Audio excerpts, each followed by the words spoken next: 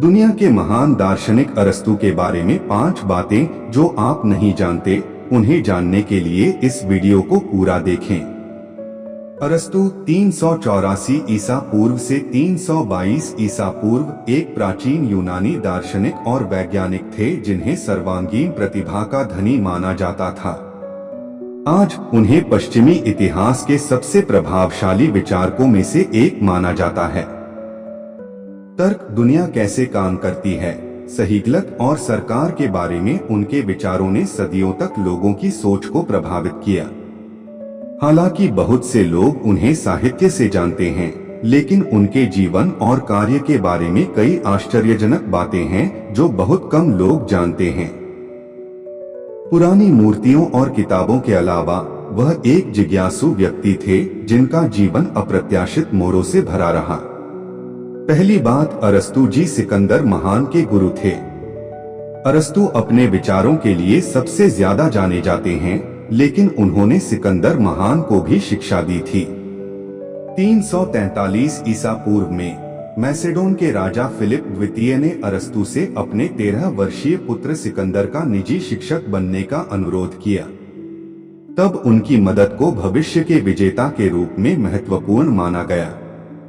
अरस्तू ने मैसेडोनियाई दरबार में लगभग 3 साल बिताए और सिकंदर को कई बातें सिखाई, जिनमें सही और गलत शासन कैसे करें और यहाँ तक कि स्वास्थ्य भी शामिल था।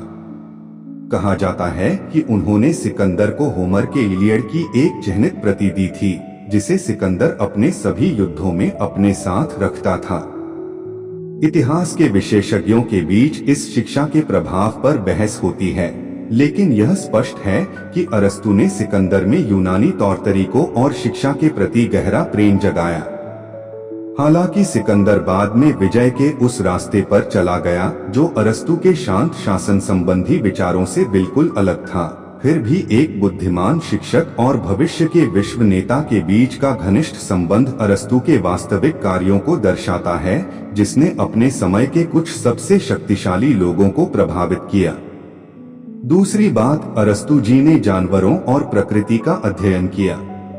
कई लोग अरस्तू को एक ऐसे व्यक्ति के रूप में देखते हैं जिसके विचार केवल आत्मा या जीवन के मूल्य जैसे गहरे अमूर्त विचारों पर ही केंद्रित थे, लेकिन उनका अधिकांश कार्य प्राकृतिक जगत से भी संबंधित था, जहां वे अक्सर उसकी विशेषताओं और शरीर रचना का अध्ययन करते थे। अपने जीवन काल में उन्होंने 500 से ज्यादा पशु प्रजातियों पर शोध रिपोर्टें प्रस्तुत की। इन कृतियों में पशुओं का इतिहास, पशुओं की पीढ़ी और पशुओं के अंग शामिल थे। इनमें छोटे कीड़ों और समुद्री केकड़ों से लेकर मछलियों, पक्षियों और बड़े स्तनधारियों तक सभी शामिल थे। समुद्र में जीवन पर, खासकर लेस्बोस द्वीप के पास, उनके कुछ नोट्स बेहद सटीक थे। इनसे समुद्री जीवों के जीवन की गहरी समझ का पता चलता है।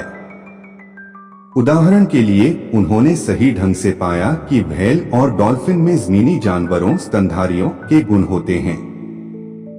उन्होंने निष्कर्ष निकाला कि वे हवा में सांस लेती हैं और जीवित बच्चों को जन्म देती हैं, एक ऐसा तथ्य जो कई वर्षों बाद तक पूरी तरह से ज्ञात नहीं हो पाया।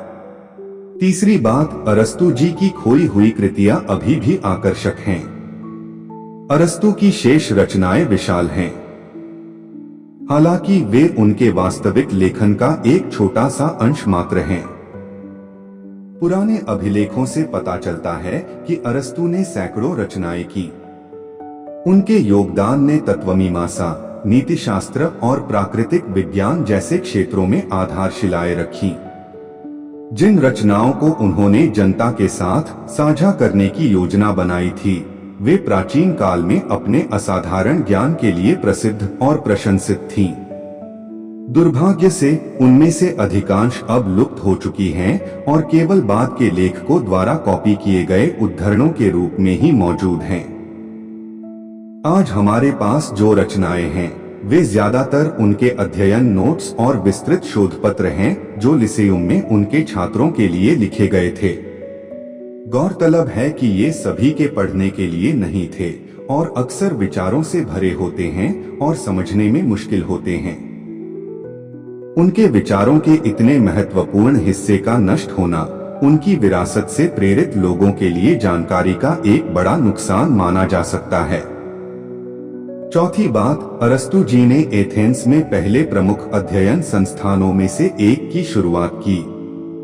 सिकंदर को पढ़ाने के बाद अरस्तु एथेंस वापस चले गए और 335 ईसा पूर्व में उन्होंने लिसेयुम नामक अपना स्वयं का विद्यालय शुरू किया। इसका नाम ग्रीक शब्द लाइकेयन से आया है, जिसका नाम अपोलो लिसेयुम के मंदिर के नाम पर रखा गया था।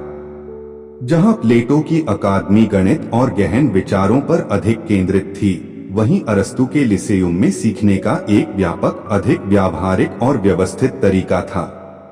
कई लोग इसे एथेंस में अध्ययन के लिए पहले प्रमुख संस्थानों में से एक मानते हैं। इस संस्थान में छात्रों और शोधकर्ताओं ने जीवन विज्ञान, भूतकाल की घटनाओं, सरकार, सार्वजनिक भाषण और चीजें कैसे काम करती हैं जैसे क्षेत्रों में अध्ययन परियोजनाएं की। पांचवी बात, अरस्तु जी के लेखन ने मुस्लिम दुनिया के साथ विचारों के आदान प्रदान को बढ़ावा दिया। रोमन साम्राज्य के पतन के बाद अरस्तु की रचनाएं पश्चिमी यूरोप में लगभग लुप्त हो गईं, लेकिन बाइजेंटियम और मुस्लिम क्षेत्रों के विद्वानों ने उन्हें सहेजा, पढ़ा और उन पर चर्चा की।